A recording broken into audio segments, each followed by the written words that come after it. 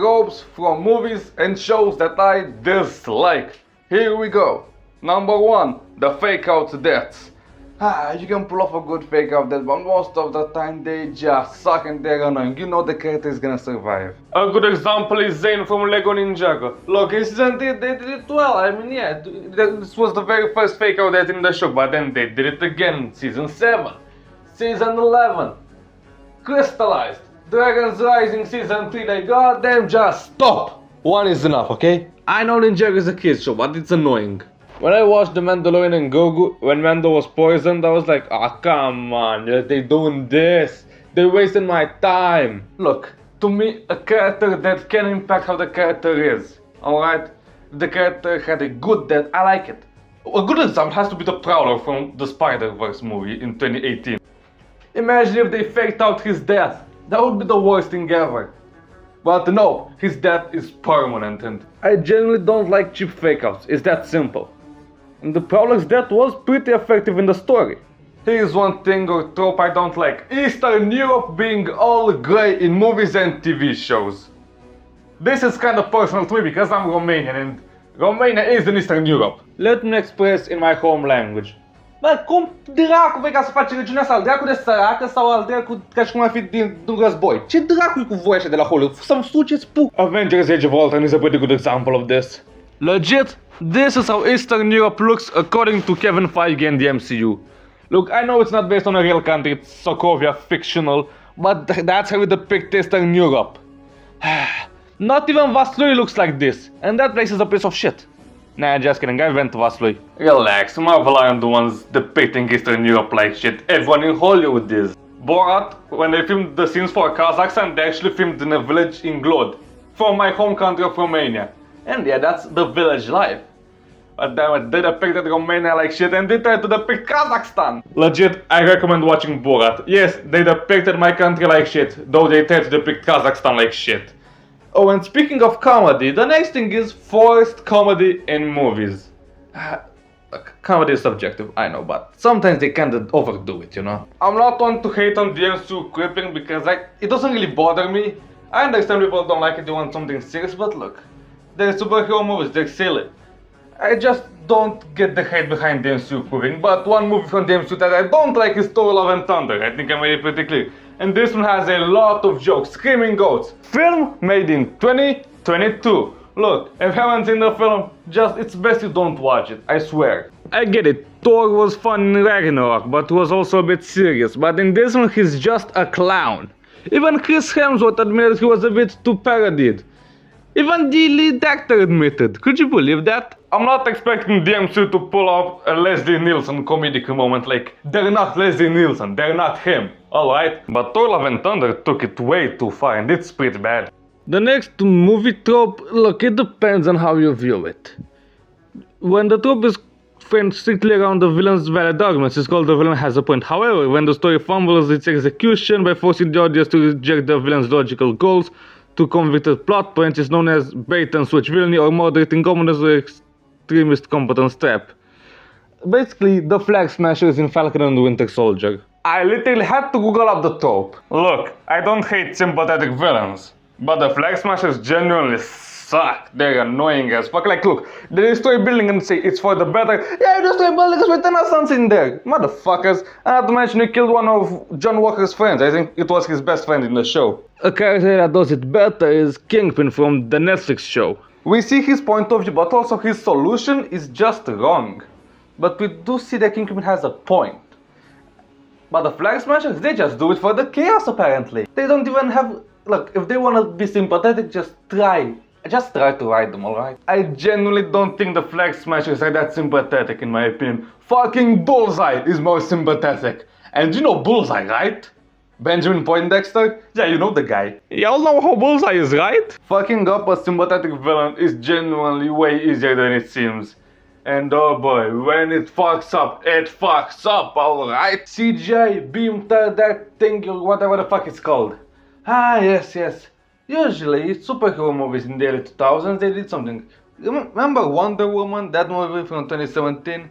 Good movie, I want to that with, yeah, let's CGI everything with monsters and all that shit. I know I get it wrong, but come on, it's just a core idea. God damn it, man, that kinda ruined the film for me. And obviously the hero wins.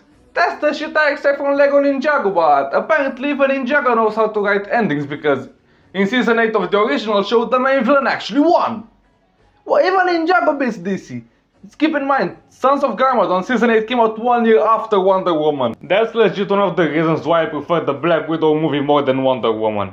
And because, you know, I have my other biases. Oh, not just Wonder Woman has the problem. Iron Man, in my opinion. Look, I think the film was pretty great, phenomenal even, but the third act kinda derailed it for me. Still a great film, but the third act isn't really that great in my opinion. Next one is bad guys having shit aim.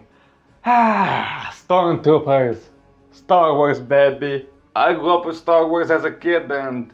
oh boy, this is so annoying. But hey, it's part of the charm, isn't it? But also annoying. Actually, now that I think about it, Stormtroopers do have good aim, but when they're against named characters, yeah, fuck it. It's like they have shittier aim than ever. It's not just a Star Wars exclusive, John Wick has it, other franchises have it. I just use Stormtroopers because it's just in the Star Wars community. I think this counts as a trope, cliche lines. It's right behind me, isn't it, he? Where am I?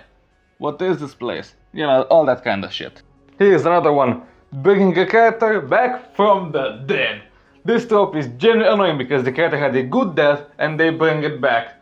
Sometimes it works, like Darth Maul in Star Wars. Look, his death was, it was okay, but Darth Maul in Clone Wars and Rebels? Nah shit, it's best they brought him back, but other times, yeah, just no. Palpatine in The Rise of Skywalker? I think that's just pure laziness. He didn't have to be there, you know?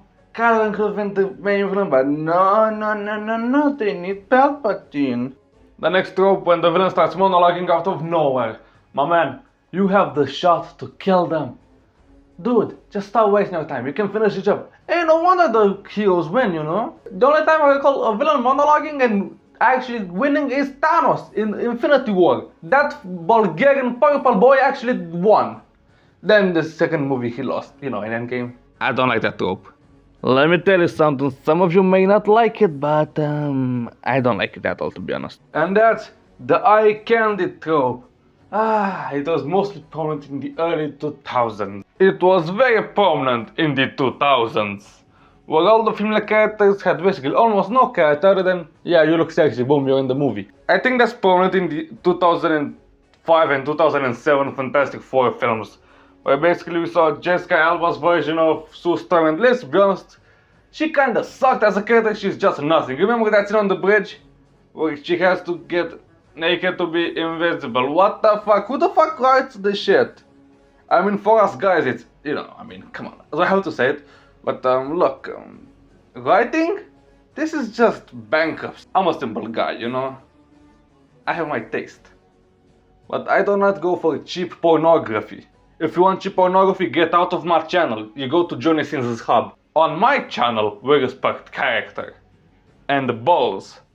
Speaking of balls, could you imagine if Mbappe was at the World Cup doing nothing and just looked pretty? Mbappe is a great football player, but not because of his looks, it's because of his skill. Okay, you might be asking, but what does Mbappe have to do with Sue Storm? It's quite simple. You just don't stand there to look pretty, you have to do the acting stuff, or the skill. I don't hate the 2000s Fantastic Four films, they're actually pretty enjoyable. They're not the greatest, like no. But the thing in that film, pretty great, my favorite adaptation of the thing. But Sue Storm, yeah, Vanessa Kirby owns the role, alright? Can we just admit that? Look, I'm sorry for all of you with nostalgia goggles for Jessica Alba, but I'm sorry. She does not do character justice. Okay, I don't blame the actors, I blame the writers because they horny as fuck! Guys, you need to chill out, okay? Fantastic Four isn't the only example. Transformers, they had Megan Fox in there for what? I couldn't tell you. You wanna watch cool robots, don't you? As much as I like the MCU, they also use that trope. I mean, when they introduced Black Widow, what did they do? What's her character? She's a spy, she works for Samuel L. Jackson. I don't blame her. I wanna work for him too. That motherfucker Mace Windu, I love him. But they just hired Scarlett Johansson to look pretty. Yay! I'm not saying she's ugly, she's far from, she's actually kind of beautiful. But no character? Come on, man, no character. Luckily Winter Soldier gives her character. And thank you, Winter Soldier, that's why you're the GOAT. Also for featuring my Romanian boy. Also, quick side note, do you remember that chase scene in Bucharest from Civil War? The traffic was a bit too good. That's because that's unrealistic. I don't care about superheroes, but good traffic in Bucharest? That's impossible. To be fair, they did film it in Germany. Why am I not surprised? Because the traffic in Bucharest is just shit. That's not an opinion, it's a fact, by the way. Look it up. Now the MCU is better with writing female characters, like, I mean, they have Yelena, so that's a pretty good thing. And people really love her, and that's not because, you know, they use her for male gaze. They actually give her character. Thank you. And the last trope for today that I'm not really a big fan is the fucking multiverse. Look, almost everything these days has a multiverse. The MCU. The MCU is hit or miss with the multiverse. I'm not saying it's all bad, but I'm not saying it's all good. It depends on the movie or show. DC has a multiverse, and they had it in The Flash, and that shit kinda sucked. Even fucking Angry Birds! Do you remember Angry Birds? They have a multiverse. What the fuck is going on? To me, it just makes me ask the question, why should I care about this version of, let's say, Boba Fett if in another universe he's alive and well? Okay, I know Boba Fett is alive in the canon universe of Star Wars, I know that. I just said it hypothetically. I'm not saying all multiverse stories are bad, like the two Spider-Verse films, they're great, alright, and they feature the multiverse heavily.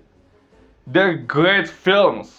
But not everything is Spider-Verse, you know what I mean? To me, the multiverse kind of signals bankruptcy, in my opinion. Like, I don't know. Instead of writing original stories, they're like, hey, remember Cosmo Kramer from Seinfeld? Now he's in the multiverse, and there is a version of him which actually works. I'm a bit tired of the multiverse. Multiverse fatigue. So that's with the video. Bye bye then.